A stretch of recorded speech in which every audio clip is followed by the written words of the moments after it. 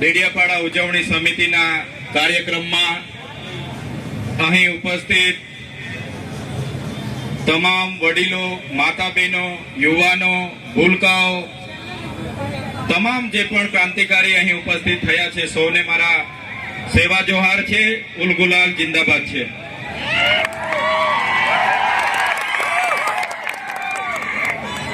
જે સમિતિએ 9 ઓગસ્ટ વિશ્વ આદિવાસી દિવસની ડેડિયાપાડા ખાતે આયોજન કર્યું, અમને આમંત્રણ આપી, ઘણા લોકો અહીંયા બોલે એવા છે, છતાંય સાથી આગેવાનોએ પણ મને બોલવાનો જે તક આપ્યો છે અને મને જે સન્માન આપ્યું છે એ બદલ સૌપ્રથમ બધા માટે એમના ચરણોમાં હું નમન કરું છું. સૌને હું પ્રણામ કરું છું. આપણે દર વખતે 9 ઓગસ્ટ ઉજવીએ છીએ, હજારોની સંખ્યામાં ભેગા થઈએ છીએ, નાચીએ છીએ, કૂદીએ છીએ, બૂમ બરાડા કરીએ છીએ, પણ આટલી મોટી વસ્તી હોવા છતાં, આટલી એકતા હોવા છતાં જે અત્યાચારો આપણા પર થયા છે એને પણ આપણે નહીં ભૂલવા જોઈએ. જે આદિવાસીઓને બંધારણમાં અધિકારો મળ્યા છે એ અધિકારો પર જ્યારે તરાપ મરાતી હોય તો એ પણ આપણે આજના દિવસે યાદ કરવું જોઈએ. આજના આ કાર્યક્રમમાં નાચી કૂદીને ઘરે જવાનું નથી, પણ આ કાર્યક્રમના સિદ્ધાંત, અહીંના સંદેશો, ઉપદેશો પણ તમારે ઘરે લઈને જવાના છે. મિત્રો, 2 દિવસ પહેલાની ઘટના છે. કેવડિયા ખાતે 2 યુવાનોને, જયેશભાઈ સાનાભાઈ તડવી, સંજયભાઈ ગજેન્દ્રભાઈ તડવી, ઢોરમાર મારવામાં આવે છે. આખી રાત કપડા ઉતારીને બાંધીને ઢોરમાર મારવામાં આવ્યો અને બીજા દિવસે FIR માં પણ એમના મજૂરોને રજૂ કરવામાં આવ્યા.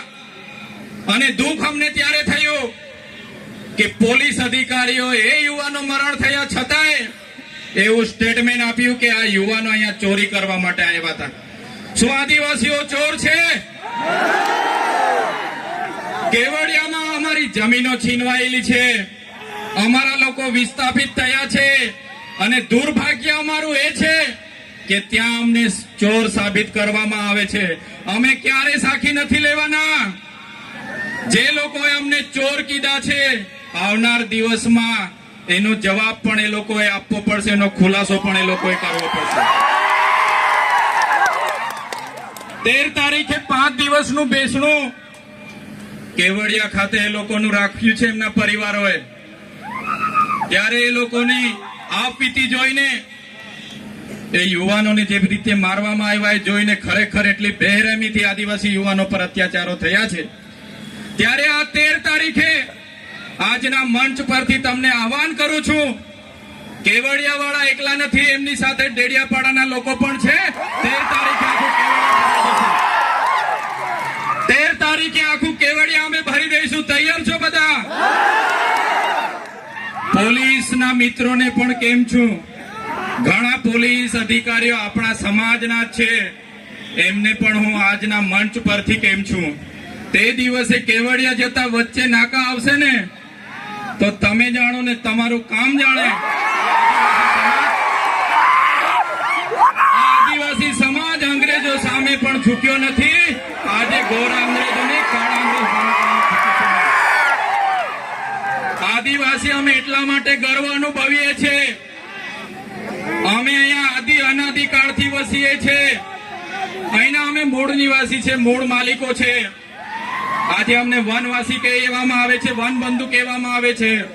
અમે આદિવાસીઓ છે, હજારો વર્ષોથી વસનારા આદિવાસીઓ છે. અમે જે વખતે આ વિસ્તારોમાં, આ દેશ પર જે વખતે મુગલોનું આક્રમણ થયું, હુણોનું આક્રમણ થયું, ફ્રેન્ચોનું આક્રમણ થયું, પોર્ટુગીઝો આવ્યા, અંગ્રેજો આવ્યા, ત્યારે પણ આદિવાસીઓએ ગુલામી નથી સ્વીકારી. સ્વાયત્ત રાજ હતો, અમારા રજવાડા હતા. રાજપીપળાનો ઇતિહાસ જોઈ લો. નાંદોદ અમારા નંદ ભીલની નગરી હતી. સાગબારા અમારા કુંવર વસાવાનું રજવાડું હતું. હેલાદાબમાં અમારા રાજા પાંઠા વિનોદેવનું રજવાડું હતું. અમારા રજવાડાઓને એન પેન પ્રકારે હેરાન પરેશાન કરીને ખદેડીને આજે અમને આદિવાસીઓને વિભાજિત કરવામાં આવ્યા છે. તમે રામાયણ વાંચી લેજો. રામાયણના પહેલા પાને આદિવાસી વાલ્મીકીનો ઉલ્લેખ હશે, સબરીનો ઉલ્લેખ હશે, હનુમાનનો ઉલ્લેખ હશે, નિર્સાદનો ઉલ્લેખ હશે. આ અમારા આદિવાસી અમારા પૂર્વજો છે. તમે મહાભારત ઉઠાવીને વાંચી લેજો. જે એકલવ્ય છે અમારા આદિવાસીના પૂર્વજો છે. તમે મહારાણા પ્રતાપનો ઇતિહાસ વાંચી લેજો. એમાં પૂંજા ભીલ, દુધા ભીલ અમારી જે સેના હતી એ આદિવાસીઓની હતી. અમે એ સમાજમાંથી આવીએ છીએ એટલે અમને ગર્વ છે. શિવાજીનો ઇતિહાસ વાંચી લેજો. બેવડા ભીલ જે સેના લઈને આવ્યા હતા એ અમારા આદિવાસી હતા. આદિવાસી અંગ્રેજો સામે સૌ પ્રથમ કોઈ લડ્યા હોય 35 વર્ષ સુધી ટાટિયા ભીલ લડ્યા હતા, ખાજિયા નાયક લડ્યા હતા, તિલકા માઝી લડ્યા હતા, બિરસા મુંડા લડ્યા હતા. એ સમાજમાંથી અમે આવીએ છીએ. આઝાદીમાં ગુરુ ગોવિંદસિંહ માનગઢ ખાતે 1500 આદિવાસીઓનો સમૂહ મળ્યો. અંગ્રેજોએ ગોળીબાર કરીને હત્યાકાંડ કર્યો. 1500 આદિવાસી મરી ગયા. આજે ઇતિહાસમાં અમારા આદિવાસીઓને જગ્યા નથી મળી. અમે ક્યારે સાખી નથી લેવાના. જે રીતે આદિવાસીઓ સાથે અન્યાય થયો, આજે દેશમાં આઝાદીનો અમૃત મહોત્સવ મનાવવામાં આવે છે. કરોડો રૂપિયાના તાઇફાઓ કરવામાં આવે છે. આદિવાસી વિસ્તારમાં મોટા ડેમો બનાવી દેવાથી, આદિવાસી વિસ્તારમાં મોટા સ્ટેચ્યુ બનાવી દેવાથી, રોડ હાઈવે બનાવી દેવાથી આદિવાસીનો વિકાસ થવાનો નથી. આદિવાસીઓને ડેમનું પાણી આપો, સારી શાળા આપો, સારી કોલેજ આપો, સારા ડોક્ટર આપો, સારી યુનિવર્સિટી આપો, તો જ આદિવાસીનો વિકાસ થવાનો છે. આજે ગુજરાતમાં 15% આદિવાસીઓ વસે છે. દેશમાં 8% આદિવાસીઓ વસે છે. દરેક ક્ષેત્રોમાં અમારી સાથે અન્યાય થયો છે. જે પણ સરકારો આવી માત્ર ને માત્ર મત બેંક તરીકે આદિવાસીનો ઉપયોગ કર્યો છે.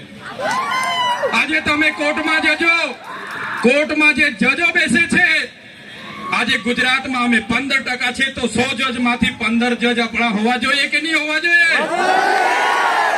આઈએસ આઈપીએસ આપણા 15 હોવા જોઈએ કે નહીં હોવા જોઈએ? મામલતદાર, ટીડીઓ, કલેક્ટર અમારા 15 હોવા જોઈએ. તે આજે નથી. એ હવે આવનાર દિવસોમાં આદિવાસી સમાજે જાગવાનું છે. આટલી મોટી સિટીઓમાં રિયલ એસ્ટેટ બને છે. રિયલ એસ્ટેટના બિલ્ડરો કોણ છે? કેટલા આદિવાસીઓ રિયલ એસ્ટેટના બિલ્ડરો છે? અમારા લોકોને શિક્ષા નથી આપવામાં આવી, નર્મદાનું પાણી નથી આપવામાં આવ્યું, કડાણા ઉકાઈ ડેમનું પાણી નથી આપવામાં આવ્યું. આજે પણ અમારા લોકો મજૂરી માટે શહેરમાં જેવા મજબૂર થયા છે. અમે સાકી નથી લેવાના. એટલા માટે જ અમે કહીએ છીએ આજના મંચ પરથી, જે રીતે નાગા લોકોનું નાગાલેન્ડ બન્યું, મરાઠાઓનું મહારાષ્ટ્ર બન્યું, ગુજરાતીઓનું ગુજરાત બન્યું, તેલુગુ લોકોનું તેલંગાણા બન્યું, તમિલ લોકોનું તમિલનાડુ બન્યું, એવી જ રીતે અમને ભીલોને અલગ ભીલ પ્રદેશનું 29મું રાજ્ય જોઈએ. જય ભીલ પ્રદેશ. ભીલ પ્રદેશ અમને 29મું રાજ્ય ભીલોને આબાદી આપો. એની રાજધાની અમે કેવડિયા બનાવીને રહીશું. અમારી પાસે પાણી છે, વીજળી છે, કાકરાપાર, નર્મદા. અમારી પાસે લિગ્નાઇટોની ખાણો છે રાજપાટીમાં, આંબા ડુંગરમાં યુરેનિયમની ખાણો છે, છોટાઉદેપુરમાં રેતી નીકળે છે, જળ છે, જંગલ છે, જમીનો છે.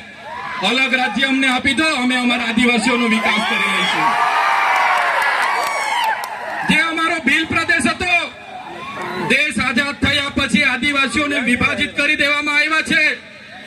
13 જિલ્લાઓને મધ્યપ્રદેશ, 12 જિલ્લાઓને રાજસ્થાનમાં, 14 જિલ્લાઓને ગુજરાતમાં અંબાજીથી ઉમરગામ સુધી, 10 જિલ્લાઓ નંદુરબાર, નાસિક, પાલઘર સુધીના મહારાષ્ટ્રમાં લઈ જવામાં આવ્યા છે.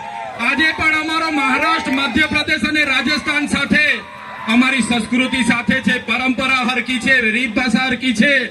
આજે પણ અમારો રોટી બેટીનો વ્યવહાર છે. આજે પણ અમે એમની સાથે સાથે રહીએ છીએ. આજે અમને ભીલ પ્રદેશની માંગ કરીએ છીએ. આજે તમે જોઈ લો, આ ભીલ પ્રદેશનું વિભાજન કરવામાં આવ્યું. આજે મધ્યપ્રદેશની કુલ વસ્તીના 21% મધ્યપ્રદેશમાં આદિવાસીઓ વિસ્તારમાં છે, રાજસ્થાનમાં 13% છે, ગુજરાતમાં અંબાજીથી ઉમરગામ સુધી 15% આદિવાસીઓ છે, મહારાષ્ટ્રમાં 9.48% આદિવાસીઓ, ટોટલ 3.5 કરોડની વસ્તી થાય છે.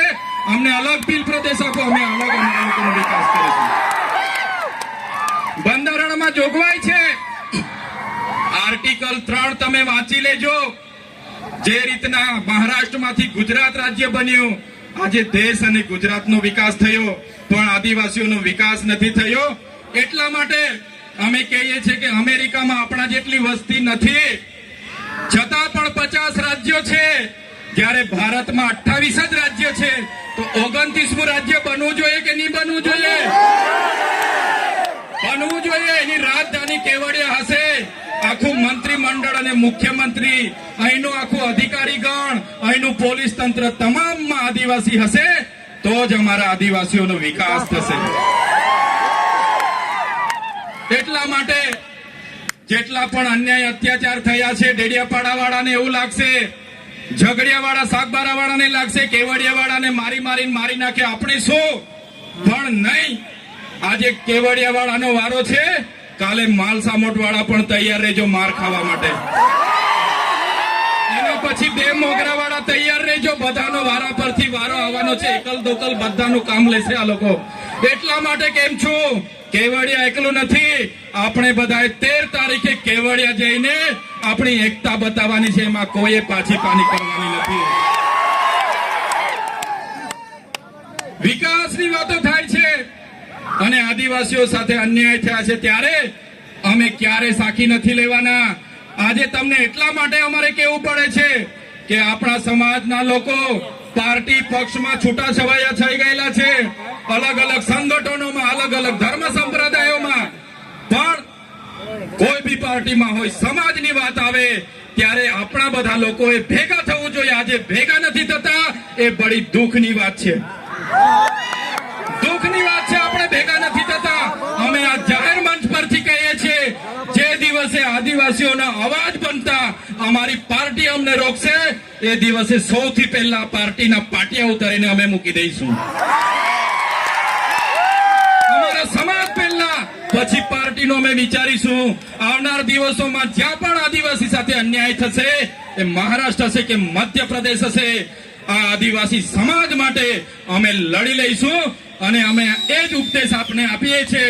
આજે એસસી અને એસટી કોટામાં 7 જજોની ન્યાયપીઠે જે ચુકાદો આપ્યો છે, મિત્રો, આવનાર દિવસોમાં આપણા શિક્ષણની અનામત, આપણી નોકરીની અનામત, આપણી રાજકીય અનામત ખતમ થઈ જવાની છે. યાદ રાખજો, જે જજોએ જજમેન્ટ આપ્યું છે એ ખૂબ ગંભીર બાબત છે. મિત્રો, તમે જાણ્યું હશે, આ વિસ્તારોમાં નકલી કચેરીઓ પકડાય, નકલી અધિકારીઓ પકડાય, નકલી ઘી પકડાય, નકલી ટોલ નાકા પકડાય. પણ હું તો તમને કેમ છું કે નકલી આદિવાસી ધારાસભ્ય પણ આ ગુજરાતમાં છે, આપણા એસટી સર્ટિફિકેટ બનીને ધારાસભ્ય બનેલા છે. નકલી આદિવાસી ધારાસભ્ય પણ ખોટા સર્ટીના આધારે આજે બન્યા છે, ત્યારે આપણે બધાએ લડવું પડશે. એટલા માટે જ વધારે સમય નથી લેતા. અહીંયા આવીને નાચી કૂદીને છૂટા પડવાની વાત છોડો. આપણા બાળકોને ભણાવો, આપણા લોકોને સિંચાઈનું પાણી મળે, સારી સુવિધા મળે, એ માટે લડો. આદિવાસીએ કોઈ પાસે શિક્ષા નથી છીનવી, આદિવાસીઓએ આજ દિન સુધી કોઈની નોકરી નથી છીનવી, આદિવાસીઓએ આજ દિન સુધી કોઈની જમીનો નથી છીનવી. તો આપણું છીનવાય છે ત્યારે તમે કેમ ચૂપ બેસો છો? આદિવાસીઓનું છીનવાય ત્યારે આખો સમાજ ચૂપ બેસે છે, ત્યારે દુઃખ થાય છે. એટલા માટે કોઈ પણ પક્ષ પાર્ટીમાં જે પણ નેતાઓ હોય, વડીલો હોય, યુવાનો હોય, બધા જ લોકોને આજે હું આહવાન કરું છું, પક્ષ પાર્ટી ચૂંટણી આવશે ત્યારે આપણે દેખાઈ જશે, પણ જ્યારે સમાજની વાત આવશે, જ્યારે કેવડિયાની વાત આવશે, બધાએ નીકળી પડવું પડશે, તો જ આ લોકોને આપણી એકતા બતાવી શકીશું. એટલે સમય ઘણો થયો છે, વધારે વિશેષ નથી કહેતા, પણ અમે વિધાનસભામાં તમે બધાએ મોકલેલા છે. વિધાનસભામાં જઈને અમે બધું જોયું, જાણ્યું, અને આપણા સમાજ સાથે જ્યારે પણ કંઈ થાય છે, મા બહેનો રાતે ફોન કરે, સવારે ફોન કરે અને કહે છે કે અમારી સાથે આપવીતી થઈ છે, ત્યારે મને દુઃખ થાય છે કે આટલી બધી યુવા શક્તિ છે, આદિવાસી યુવાનો રાતે 11 વાગ્યાથી નાચશે, 5 વાગ્યા સુધી આદિવાસી યુવાન થાકશે નહીં. આદિવાસી યુવાન અહીંથી પગપાળા લઈને નીકળશે, 15 દિવસ પાવાગઢ ને ભાગવલ જશે. આદિવાસી યુવાન થાકવાનો નથી. પણ આદિવાસી યુવાનને હું વિનંતી કરું છું, તમારી જે શક્તિ છે, તમારો પાવર છે, એ નાચવા કૂદવામાં, પગપાળા જવામાં કે લડાઈ ઝઘડા અંદર કરવામાં નહીં વેફડશો. તમારી શક્તિનો ઉપયોગ આવનારા દિવસોમાં સમાજને ન્યાય આપવા માટે કરો. હું તમને વચન આપું છું, અમે આગેવાની લેવા માટે તૈયાર છે. અમને તમારો સાથ જોઈએ છે, તમારો સહકાર જોઈએ છે, સાથ જોઈએ છે. જે રીતના આપણા પૂર્વજોએ અંગ્રેજો સામે નમતું નથી ઝૂક્યું, એ આદિવાસી સમાજમાંથી અમે આવીએ છીએ. ટાટિયા મામા, બિરસા મુંડા, રાજા પાંઠાનું ખૂન અમારા શરીરમાં છે. અમે ક્યારે કોઈના બાપથી ડરવાના નથી. એટલા માટે આજે અમે કહીએ છીએ કે આદિવાસીનો ઇતિહાસ એ સિંધુ ઘાટીની સંસ્કૃતિ 10,000 વર્ષો પહેલા, 7-8 હજાર વર્ષો પહેલા જે સંસ્કૃતિ હતી, એ આદિવાસી સંસ્કૃતિની સભ્યતા છે. વિશ્વની સૌથી જૂની સંસ્કૃતિ આદિવાસીઓની છે. આજે અમેરિકા, આફ્રિકા, બ્રાઝિલ, ઇન્ડોનેશિયા તમામ દેશોમાં આજે આદિવાસીઓ ધામધૂમથી 9 ઓગસ્ટ વિશ્વ આદિવાસી દિવસ ઉજવે છે. ત્યારે એક આદિવાસી સમાજના લીડર તરીકે, તમારા પ્રતિનિધિ તરીકે આજના કાર્યક્રમમાં તમને મેં સેવા જોહાર કરું છું. આવનાર દિવસોમાં ઉલ ગુલાલ જિંદાબાદ કરવું પડશે તો તમારે બધાએ સાથ સહકાર આપવું પડશે. મિત્રો, આજના કાર્યક્રમના મંચ પરથી કહેવા માંગુ છું, ઘણા વર્ષોથી લડેંગે જીતેંગે, મુર્દાબાદ જિંદાબાદ. હવે મુર્દાબાદ જિંદાબાદ કરવાનું થતું નથી. હવે કોઈ બાબતમાં આવેદન પત્ર આપવાના થતા નથી. લડેંગે જીતેંગે જિંદાબાદ મુર્દાબાદ કરવાનું થતું નથી. જ્યારે પણ આદિવાસીઓ સાથે અન્યાય થશે, અત્યાચાર થશે, આદિવાસીના હક અધિકાર માટે ખોચવી લેવા માટે હવે આપણે બધા તૈયાર થઈ જવું પડશે. ત્યારે આજના કાર્યક્રમમાં મને આમંત્રણ આપ્યું, મારું સન્માન કર્યું, મને બોલવા માટે ઘણા હજારો યુવાનો બોલી શકે એવા છે, છતાં મને તક આપી એ બદલ મેં તમારો ખૂબ ખૂબ આભાર માનું છું. અહીંયા ઉપસ્થિત આદિવાસી સમાજના તમામ સરપંચો, તમામ તાલુકા સભ્ય, જિલ્લા સભ્ય, પક્ષ પાર્ટીના જેટલા પણ આગેવાનો અહીંયા પધારેલા હોય, એ ભાજપના હોય, કોંગ્રેસના હોય, આપના હોય કે બાપના હોય કે બીડીપી ના હોય, બધાને મારા જોહાર. જય આદિવાસી.